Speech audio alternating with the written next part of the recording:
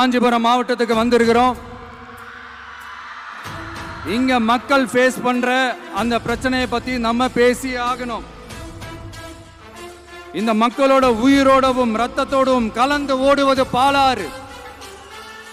அந்த பாலாறை இன்னைக்கு பெரியார் பெயரையும் அண்ணா பெயரையும் சும்மா பேருக்கு வச்சுக்கிட்டு ஆட்சி நடத்துறவங்க என்ன பண்றாங்க தெரியும்ல? சுரண்டிட்டாங்க, கொள்ளையடிச்சிட்டாங்க, நாசம் பண்ணிட்டாங்க, மோசம் பண்ணிட்டாங்கன்னு இன்னும் என்ன வேணாலும் சொல்லலாம். ஆக மொத்தம் அழிச்சிட்டாங்க. இதை நான் ஏதோ போற போக்கில் ஏதோ அடிச்சு விடலங்க, ஆதாரத்தோட தான் சொல்றேன். அனுமதிக்கப்பட்ட அந்த லெவலை தாண்டி 22,70,000 யூனிட் மணலை கொள்ளையடிச்சிருக்கிறாங்க. ஆக மொத்தம் இதுல அவங்க அடிச்ச கொள்ளை எவ்வளவு தெரியுமா? ரொம்பலாம் இல்ல, கம்மி தான். 4,730 கோடி. கம்மி தான் இல்ல?